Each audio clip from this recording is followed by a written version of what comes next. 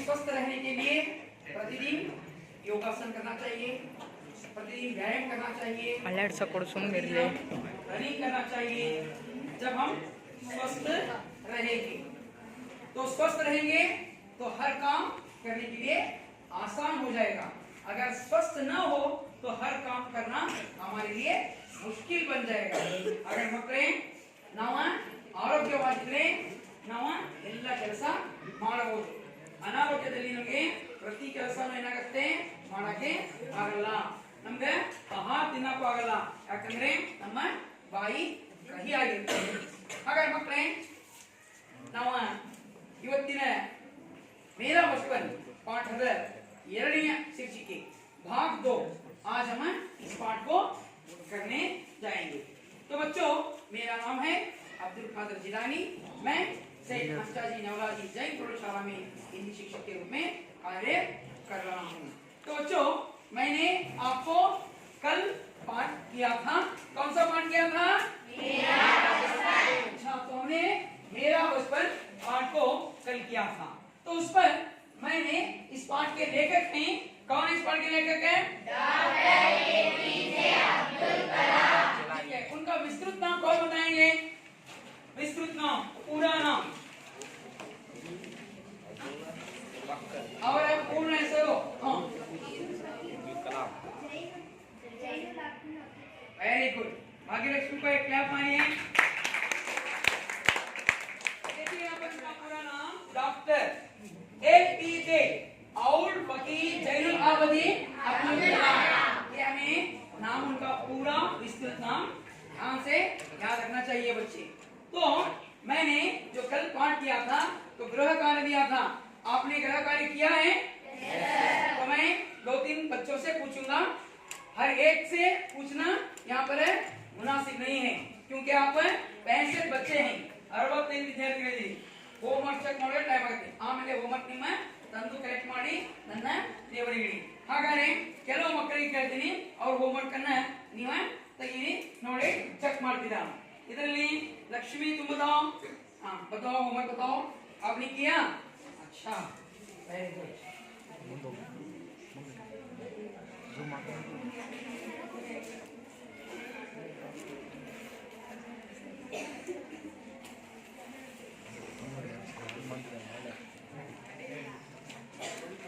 और कौन किया है बताओ? जयश्री बताओ, तुम किया है? श्रेया, अच्छा, वेरी गुड। अगर होमवर्क करेंगे तो हमारी पढ़ाई अच्छी होगी।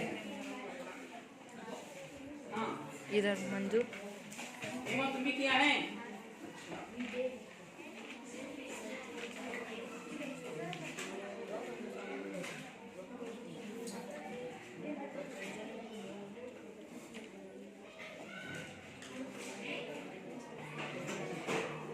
अच्छा बच्चों, तो मैं यहाँ पर गृह कार्य के लिए जो प्रश्न दिया था तो उन प्रश्नों को यहाँ पर दिखाया गया है। तो देखिए, पहला प्रश्न है, कौन पढ़ेंगे? टाइपिंग तुम पढ़ो। हाँ, जैनुल आबदीन कैसे व्यक्ति थे? कौन बताएंगे इसका उत्तर है? तुम बताओगी? यहाँ बताओ।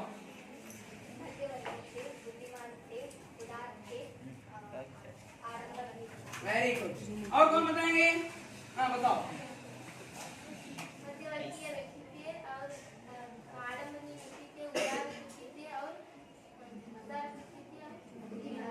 बुद्धिमान, वेरी गुड। हाँ तुम बताओ ज़बीना।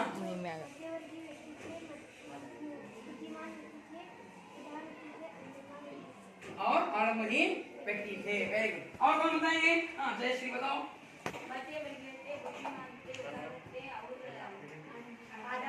आलमगीर व्यक्ति थे। इसमें 4 शब्द है, अगर 4 शब्दों को ठीक से याद करेंगे तो हमारा 2 अंक वाला या 3 अंक वाला प्रश्न के लिए हमें यह उत्तर लिख सकते हैं बच्चों। तो अच्छा, और कौन बताएंगे? और हाँ बताओ, अभिषेक बताओ।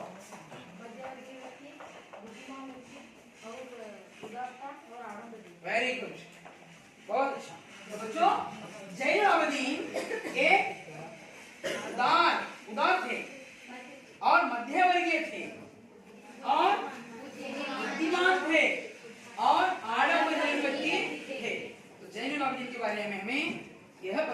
चाहिए कि वे कैसे व्यक्ति थे, उदार थे, उनके अंदर उदारता थी और वे बुद्धिमान थे। वे क्या थे? बुद्धिमान थे और आदरणीय व्यक्ति थे। तो ऐसे हमें उनके बारे में जानकारी प्राप्त कर चुके हैं। तो दूसरा प्रश्न है, कौन पढ़ेंगे? इधर कार्तिक तुम पढ़ो प्रश्न। कलाम जी का बचपन कैसे बीता? हाँ, कलाम जी का बचपन कैसे बीता, कौन बताएंगे? गीता बताएगी, बताओ गीता। निश्चित और सादगी में बीता। वेरी गुड, तुम बताओ। कलाम जी का बचपन निश्चितता और सादगी में बीता। हाँ, कलाम जी का बचपन है निश्चितता और सादगी में। जैसे उनके पिता भी सादगी वाले व्यक्ति थे, तो ऐसे बाप के ऐसे ही पुत्र थे जो कलाम जी। और ತಂದೆ ಹಾಗೆ ಇವರು ಸಾಧಾರಣ ವ್ಯಕ್ತಿಗಳಾಗಿದ್ದರು. ಹಾಗಾದ್ರೆ ಕಲಾಂ ಜಿ ಅವರ ಇಲ್ಲಿ ಬಾಲ್ಯದ ಒಂದು ಚಿತ್ರಣೆ. ಅವರ कलाम जी के जब बचपन का यह चित्र है, तो उनकी सादगी यहाँ पर दिखाई देती बच्चों।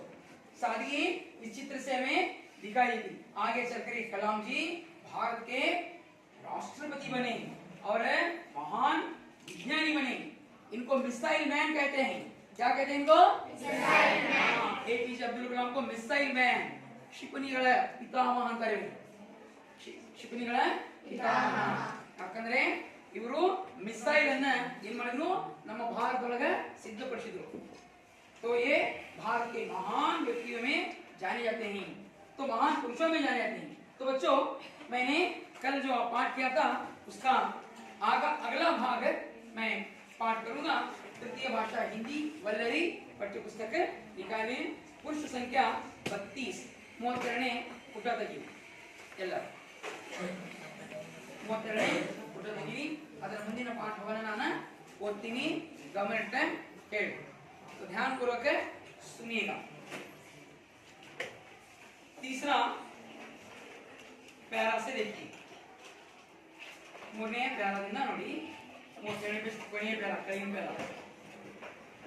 मैं प्रायः अपनी माँ के साथ ही रसोई में नीचे बैठकर खाना खाया करता था.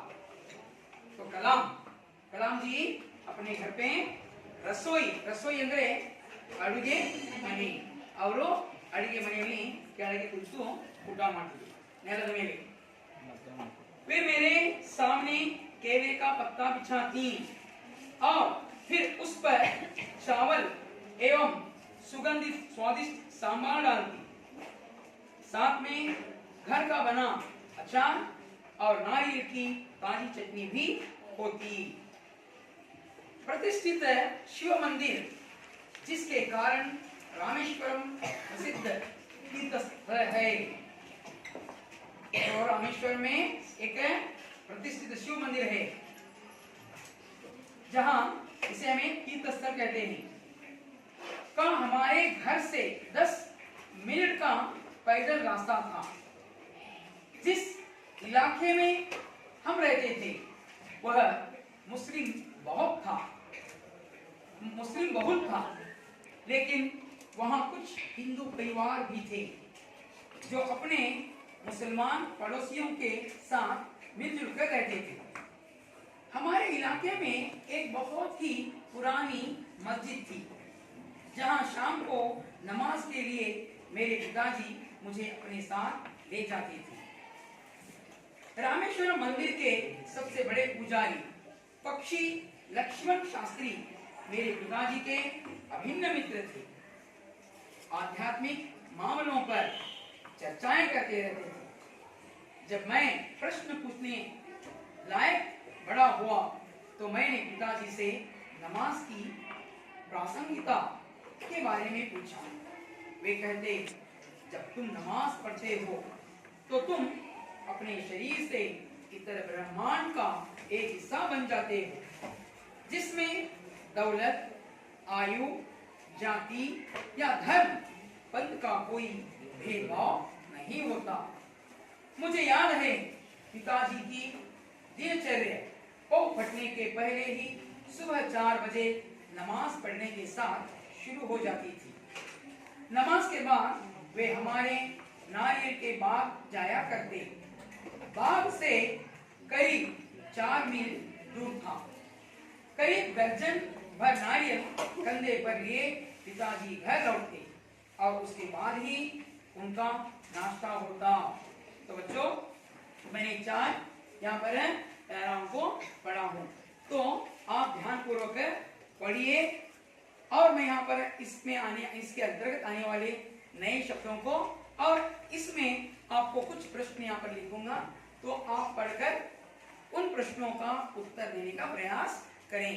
ಹಾಗಾದರೆ ಮಕ್ಕಳೇ, ಇದರಾಗ ಹೊಸ ಶಬ್ದಗಳ ನಾನು ಅರ್ಥ ಬರೀತೀನಿ, ಜೊತೆಗೆ ಇಲ್ಲಿ ಇಷ್ಟು ಏನು ಮಾಡೋದಿಲ್ಲ, ಇದರಾಗ ನೀವು ಓದ್ಕೊಳ್ರಿ. ಇಲ್ಲಿ ಕೆಲವು ಪ್ರಶ್ನೆಗಳು ಬರೀತೀನಿ, ಯಾರು ಅದನ್ನು ಓದ್ಬಿಟ್ಟು ಉತ್ತರ ಹೇಳ್ತಾರೆ ನೋಡೋಣ. ನೀವು ಓದಕ್ಕೆ ಪ್ರಾರಂಭ ಮಾಡಿ.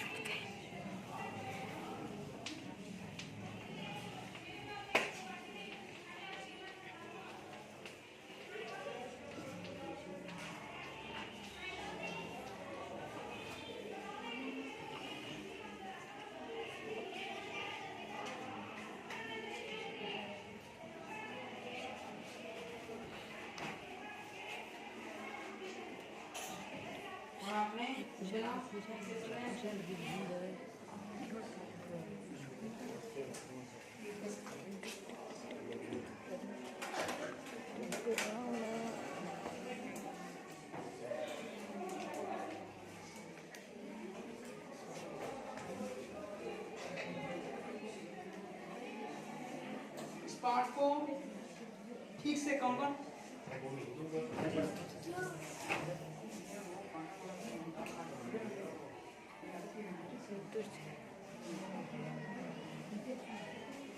ठीक से कौन पढ़ेंगे पार्ट को?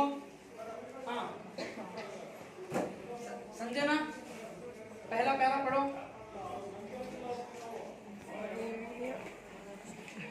मैं प्राय अपनी माँ के साथ ही रसोई में नीचे बैठकर खाना खाया करता था। वे मेरे सामने केले का पत्ता बिछाती और फिर उस पर चावल एवं सुगंधित स्वादिष्ट सांभर डालती।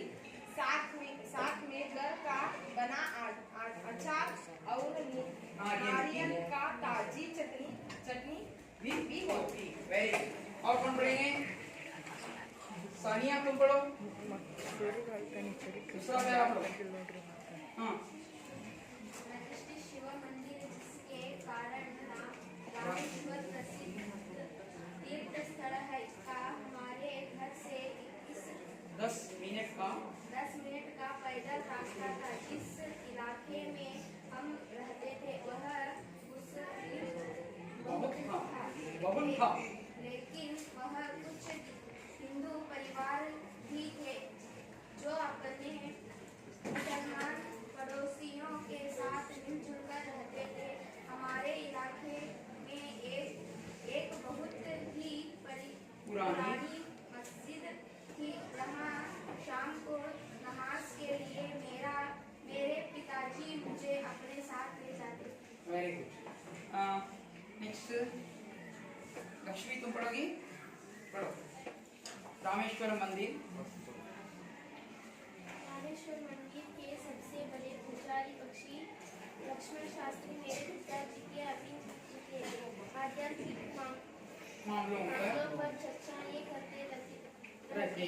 जब मैं प्रश्न पूछने लायक बड़ा हुआ तो मैंने पिताजी से समाज की प्राथमिकता के बारे में पूछा। वे कहते जब तुम नमाज करते हो तो तुम अपने शरीर से इधर ब्रह्मांड का एक हिस्सा बन जाते हो जिससे दौलत आयु जाति या धर्म पंथ का कोई भेदभाव नहीं होता। Very good. नेक्स्ट तुम पढ़ो आगे का हिस्सा। मुझे याद है पिताजी के दिनचर्या पाँव फटने के पहले ही सुबह 4 बजे नमाज पढ़ने के साथ शुरू हो जाती थी। नमाज के बाद वे हमारे नारियल के बाग जाया करते। बाग घर से करीब 4 मील दूर था। करीब दर्जन भर नारियल कांधे पर लिए पिताजी घर लौटते और उसके बाद ही उनका नाश्ता होता। वेरी तो बच्चों आपने पाठ को पढ़ा और सुना। तो इसमें मैं कुछ यहाँ पर है शब्द लिखा हूँ। इन शब्दों को कौन बताओगे? निर्मला। बहुल का अर्थ क्या है? बहुत। बहुल का अर्थ क्या है? हाँ तुम्बा। बैठो। तारा तुम पढ़ो एक। ठीक से नहीं आ रहा है। श्रेया। पौ फटना क्या है ये?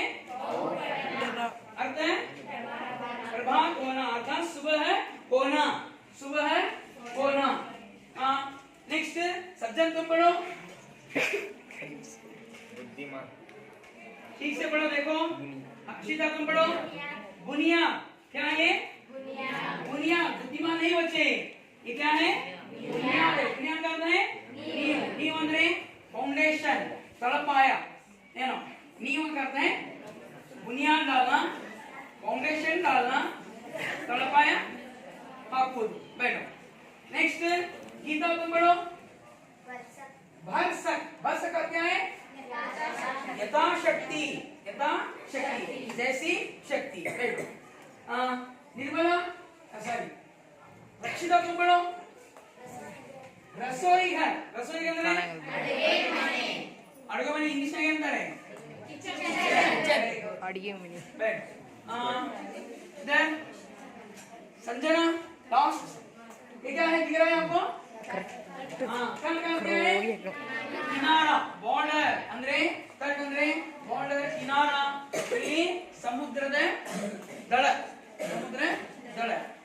बॉर्डर में होता है तट का तो तट किनारा ದಂಡಿ ಹೌದಾ ಸರಿ बैठ तो बच्चों यहाँ पर मैं दो प्रश्न लिखा हूँ कौन पढ़ेंगे उनका उत्तर देने का आप प्रयास हाँ तू पढ़ो एक प्रश्न हाँ रामेश्वरम के प्रसिद्ध तीर्थस्थल का नाम क्या है? हाँ रामेश्वरम के प्रसिद्ध तीर्थस्थल का नाम क्या है तुम बताओगे कौन सा मंदिर है शिव मंदिर तो रामेश्वरम में कौन सा मंदिर है शिव मंदिर है तो बहुत बढ़िया ये मंदिर है सारे दुनिया के लोग उसे देखने के लिए आया करते हैं तो उसकी तो अगर भगवान हमें भी चाहा तो हम भी वहां पर प्रवास के लिए जाएंगे शिव जी के दर्शन करेंगे बच्चों तो देखो दूसरा प्रश्न है यहाँ पर कौन बताएंगे सुमा तुम बताओ रामेश्वरम मंदिर के पुजारी का नाम रामेश्वर मंदिर के पुजारी का नाम क्या है? है हेमा तुम बताओ क्या पक्षी लक्ष्मण शास्त्री। पक्षी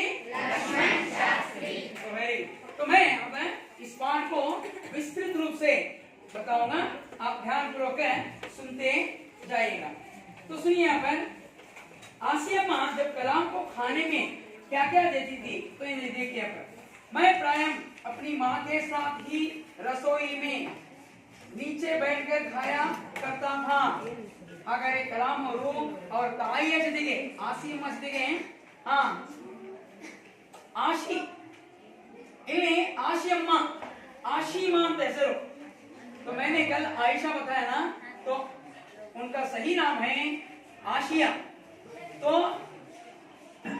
आशिया का अर्थ है यहाँ पर फिदा होना ಅಂದ್ರೆ ತುಂಬಾ ಏನಪ್ಪಾ ಅಂತ ಹೇಳಿದ್ರೆ ಅವರು ಬಹಳಷ್ಟು ಏನ್ ಮಾಡೋರು ತ್ಯಾಗ ಮಾಡೋರು ಅದರ ಅರ್ಥ ಅಂದ್ರೆ ಅವರು ಏನಪ್ಪಾ ಅಂದ್ರೆ दूसरों को बहुत कुछ यहाँ पर त्याग देना ऐसा अर्थ होता है उर्दू में यह अरबी शब्द है तो यहाँ पर आशिमा उनका पूरा नाम सही है आशिमा तो उनको कहा जाता है पुकारा जाता है आशिमा आशिमा आशिमा उनका पूरा नाम है बच्चों कलाम जी के माँ का नाम तो आशिमा जब कलाम जी को खाने अपने साथ लेकर बैठती थी तो कलाम जी को क्या क्या खाने देती थी देखो यहाँ पर मेरे सामने केले का पत्ता बिछाती और फिर उस पर चावल एवं सुगंधित स्वादिष्ट सांभर डालती साथ में घर का बना अचार और नारियल की ताजी चटनी भी होती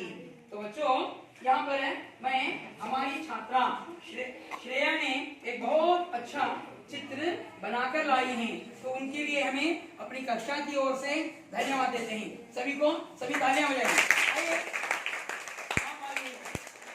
श्रेया आई देखिए बंद बंद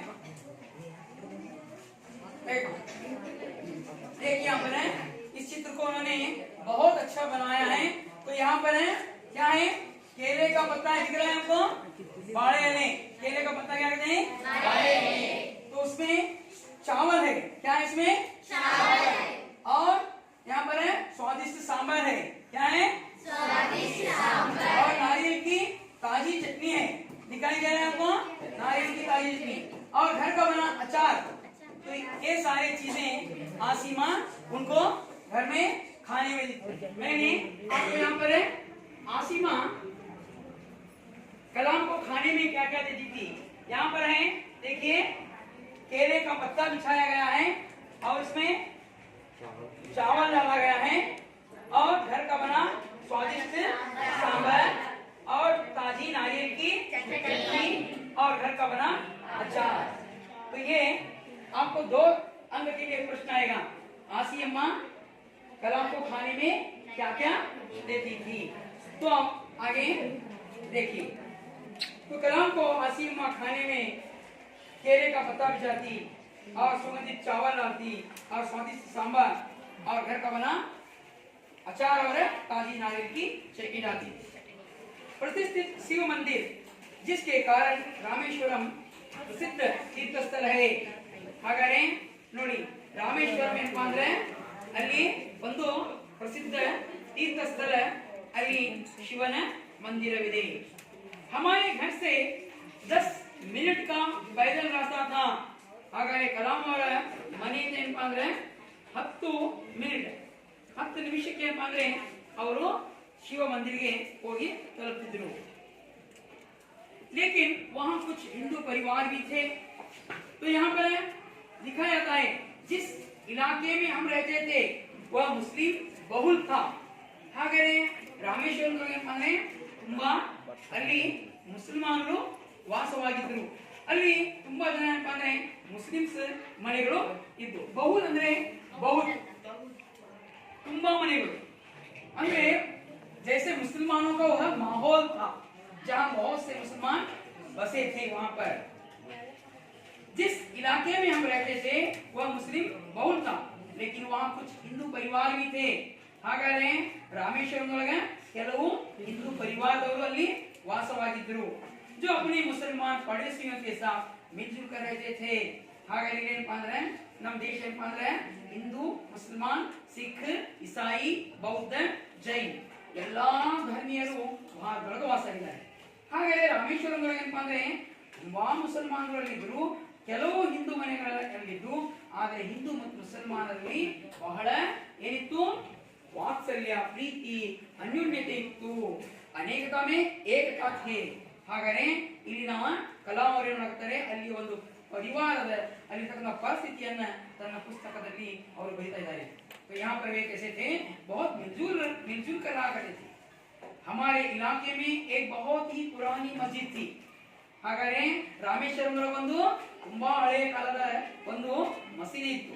ನೀವು ನಾನು ಇನ್ನೊಂದು ಏನಪ್ಪಾ ಅಂದ್ರೆ ಮೇರಾ ಬಚಪನ್ ವಿಡಿಯೋ ಮಾಡಿದ್ದೆ, ಅದ್ರಾಗ ಆ ಮಸೀದಿಯ ಚಿತ್ರವನ್ನ ತೋರಿಸಲ್ಪಟ್ಟಿದೆ, ನೀವು ಅದ್ರಾಗ ನೋಡಿ।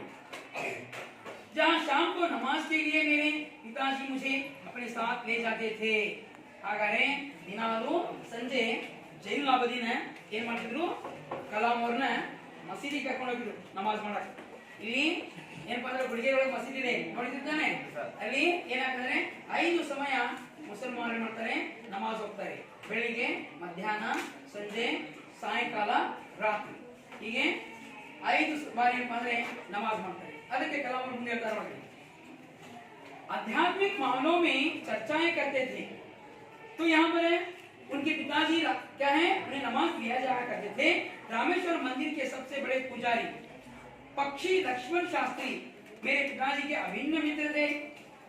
ಹಾಗಾದ್ರೆ ಕಲಾಂ ಅವರ ತಂದೆ ಜೈನಾಬದಿ ಜೊತೆಗೆ ಈ ಏನಪ್ಪಾ ಅಂದ್ರೆ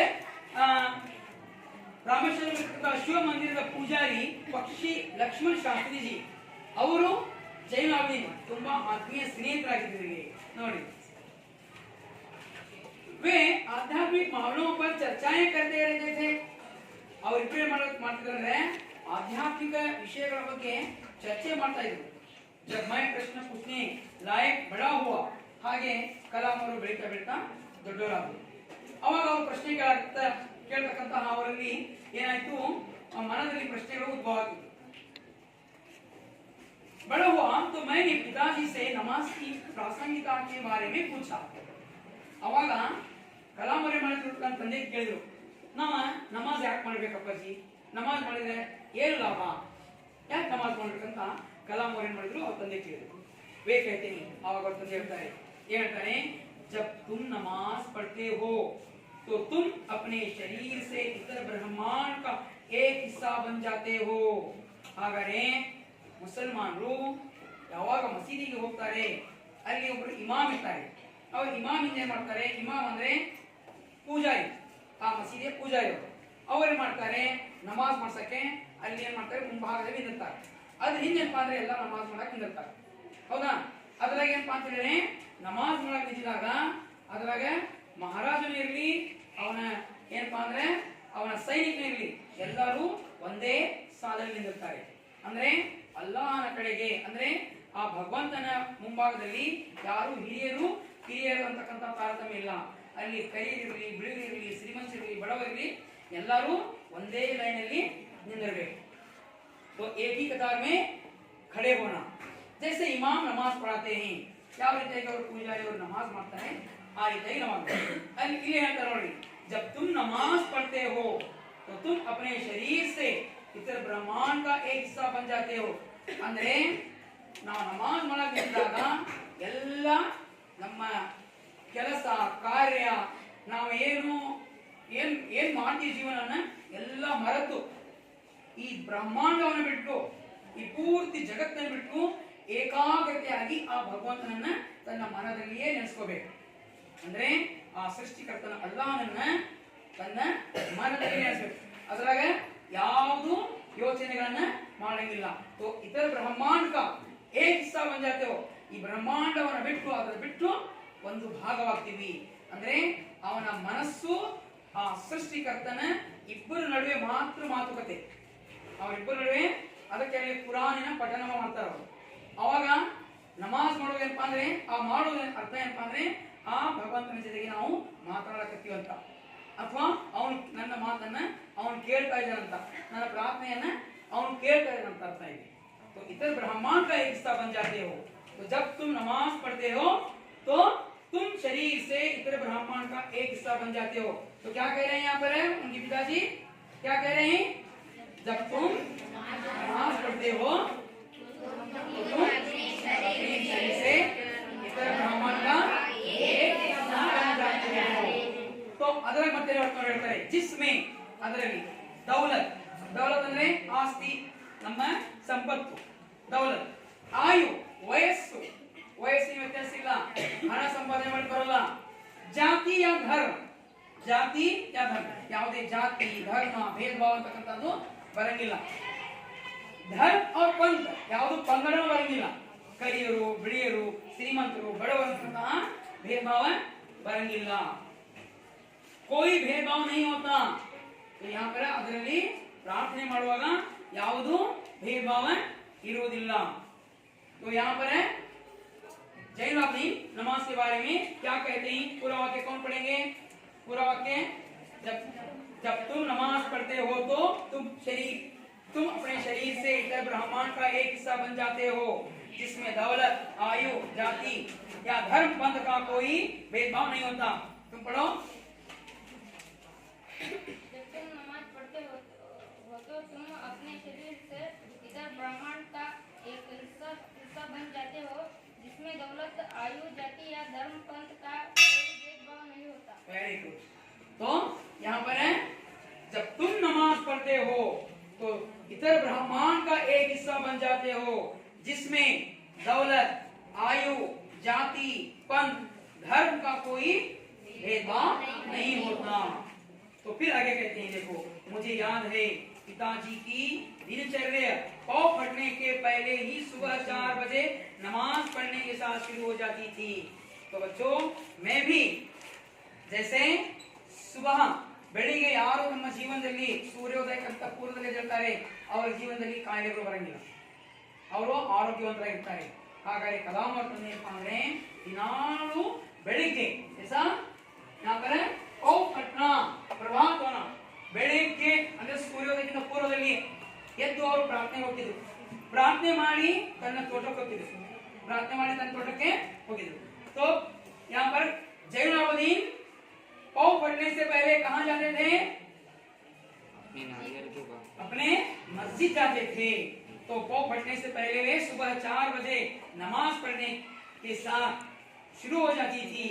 और ಕೆಲಸ ಕಾರ್ಯಗಳು ನಮಾಜ್ ಮಾಡಿ ಎಲ್ಲ ಕಾರ್ಯಗಳಿಗೆ ಪ್ರಾರ್ಥನೆ ಮಾಡಿಕೊಂಡು ಹೋಗ್ತಿದ್ರು. नमाज के बाद वे हमारे नारियल के बाग जाया करते थे. तो नमाज के बाद कहाँ जाते थे वे? नारियल के बाग. बाग ಅಂದ್ರೆ ತೋಟ. ಬಾಗ್ ಅಂದ್ರೇನು? ತೋಟ. ನೋಡಿ ಎರಡು ವ್ಯತ್ಯಾಸವಿದೆ. ಬಾಘ ಮಹಾಪ್ರಾಣ ಬಂದ್ರೆ, ಗ ಮಹಾಪ್ರಾಣ ಬಂದ್ರೆ ಹುಲಿ ಆಗುತ್ತೆ, ಹೌದಾ? ಬಾಗ್ ಅಂದ್ರೆ ತೋಟ ಆಗುತ್ತೆ. ಇದನ್ನ ನೆನಪಿಟ್ಕೊಳ್ಳಿ. बाग घर से करीब 4 मील दूर था. तो जैनुलाब्दीन का बाग है घर से कितने दूर था? 4 मील ಅಂದ್ರೆ 4 किलोमीटर तो दूर और तोड़ रहे थे. करीब दर्जन भर नारियल कंधे पर लिए पिताजी घर लौटते. ಹಾಗಾದ್ರೆ ಅವರು ತನ್ನ ಹೆಗಲದ ಮೇಲೆ ಏನ್ ಮಾಡ್ತಿದ್ರು? ಹೆಗಲ ಮೇಲೆ 12ಕ್ಕಿಂತ ಹೆಚ್ಚು. ದರ್ಜನ್ ಅಂದ್ರೇನು? 12. 1 ಡಜನ್ ಅಂದ್ರೆ ಎಷ್ಟು? 12. 12ಕ್ಕಿಂತ ಹೆಚ್ಚು ಕಾಯಿಗಳು ತನ್ನ ಹೆಗಲದ ಮೇಲೆ ಇಟ್ಕೊಂಡು, ಕಂದ ಅಂದ್ರೇನು? ಹೆಗಲು. ಹೆಗಲ ಮೇಲೆ ಇಟ್ಕೊಂಡು ಬರ್ತಿದ್ರು, ಲೌಡ್ತಿ. और उसके बाद ही उनका नाश्ता होता. ಹಾಗಾದ್ರೆ ತೋಟದಿಂದ ಬಂದಾದ್ಮೇಲೆ ಅವ್ರು ಏನ್ ಮಾಡ್ತಿದ್ರು? ಟಿಫಿನ್ ಮಾಡ್ತಿದ್ರು. ಹಾಗಾದ್ರೆ ಈ ಪಾಠವನ್ನು ವಿಸ್ತಾರವಾಗಿ ತಿಳಿಸ್ತೀನಿ. ಪ್ರಶ್ನೆಗಳನ್ನು ಕೇಳ್ತೀನಿ ಮಕ್ಕಳೇ. ತಾವೆಲ್ಲ ಪ್ರಶ್ನೆಗೆ उत्तरವನ್ನು ಹೇಳಕ್ಕೆ प्रयत्न ಮಾಡಿ. सरलवाದಂತಹ प्रश्ने. तो आपको सभी को पाठ समझ में आया? ತಿಳಿತಾ ಪಾಠ? हाँ. तो कलाम जी के माँ आसिम माँ कलाम को खाने में क्या क्या दिया करती थी? कौन बताएंगे? आसिम माँ कलाम जी को खाने में क्या क्या देती थी? कौन बताएंगे? आपके सामने चित्र भी है, कौन बताएंगे? तुम बताओ, यहाँ बताओ। अक्सर नारियल की ताजे केले का पत्ता, चावल, केले का पत्ता बिछाती। हाँ, केले का पत्ता बिछाती, इसमें चावल, हाँ, और अचार। नारियल का पत्ता बच्चों है, नारियल का पत्ता नहीं है, केले का पत्ता है। नारियल का पत्ता ಅಲ್ಲ, ನಾರಿಯಲ್ ಅಂದ್ರೆ ತೆಂಗಿನಕಾಯಿಯ ಗರಿ. ಅದಕ್ಕೆ ಅವೆಲ್ಲಗಳು ಹಾಕಂಗಿಲ್ಲ. ಇದಕ್ಕೆ ಬಾಳೆ ಎಲೆ ಹಾಕ್ತಿವಿ. ಬಾಳೆ ಎಲೆ ಅಂದ್ರೇನು? ಕೇಲೆ का पत्ता. ಹಾ, ಬಾಳೆ ಎಲೆ ಅಂದ್ರೆ ಕೇಲೆ का पत्ता. ನಾರಿಯಲ್ ಅಂದ್ರೆ ತೆಂಗಿನ ಮರ. ತೆಂಗಿನ ಮರದ ಗರಿಯಲ್ಲಿ ಹಾಕಂಗಿಲ್ಲ. ಏನು ನೆನಪಿಕೊಳ್ಳಿ. तो आशियम्मा कलाम को खाने में क्या क्या देती थी? क्या करती थी? हाँ हेलो. हाँ,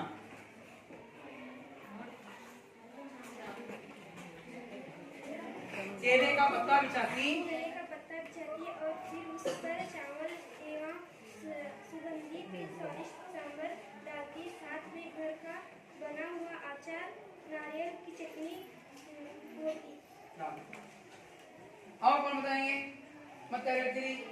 हाँ हाँ हाँ बताओ। केले का पत्ता बिछाती थी और उस पर सुगंधित एवं चावल डालती थी और उसमें सुगंधित सांभर डालती थी और घर में बने हुए अचार और नारियल की ताजी चटनी भी डालती थी। और कौन बताएंगे?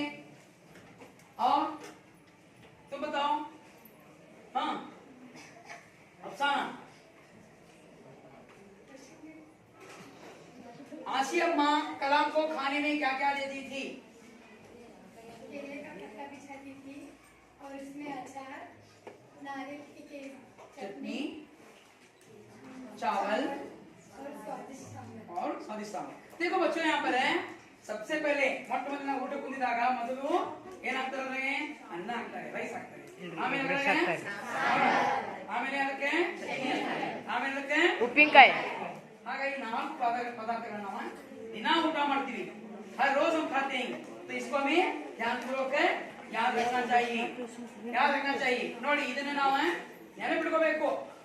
जैसे हम खाने के लिए बैठते हैं तो केले का पत्ता बिछाती और उसमें क्या है? चावल डालती और उसमें स्वादिष्ट सांभर डालती और उसमें नारियल की चटनी डालती और अचार भी डालती थी.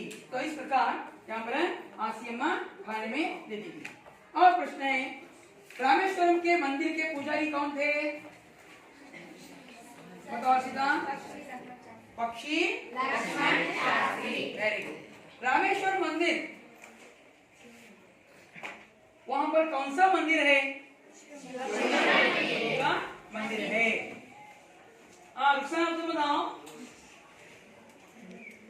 कलाम जी के पिता प्रतिदिन सुबह पाँव पड़ने के बाद कहाँ जाते थे? नमाज जाते थे. नमाज के बाद फिर कहाँ जाते थे वे? नारियल के बाग जाते थे. नारियल के बाग जाते थे. Very good. और यहाँ पर एक प्रश्न है, दूसरा मुख्य प्रश्न है, जैनुल आबिदीन नमाज के बारे में क्या कहते हैं? कौन बताएंगे? हम बताओ. जब तुम नमाज पढ़ते हो तो तुम अपने शरीर से भीतर ब्रह्मांड का एक हिस्सा बन जाते हो, जिससे दौलत, आयु, जाति या धर्म, पंथ का कोई भेदभाव नहीं होता. और कौन बताएंगे? और कौन बताएंगे? तुम बताओ. हाँ, जब तुम नमाज पढ़ते हो तो तुम अपने शरीर से भीतर ब्रह्मांड का एक हिस्सा बन जाते हो, जिसमें दौलत, आयु, जाति या धर्म, पंथ का कोई भेदभाव नहीं होता. Very good. तो बच्चों यहाँ पर है, एक मैं मोहर बताता हूँ. यहाँ पर है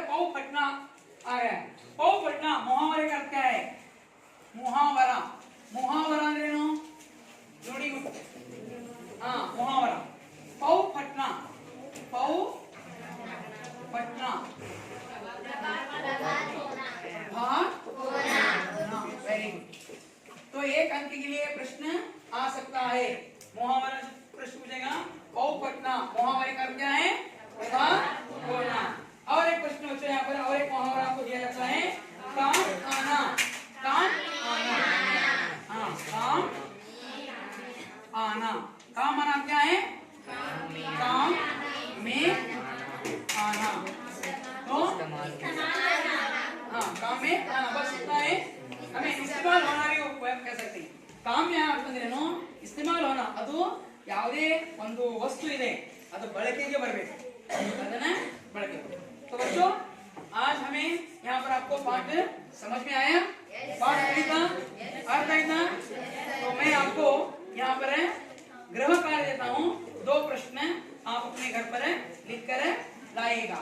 तो एक प्रश्न है यहाँ पर गृह कार्य के लिए, ये दोनों भी परीक्षा के दृष्टि से बहुत ही प्रमुख प्रश्न है। तो बच्चों यहाँ पर एक प्रश्न है, आशी माँ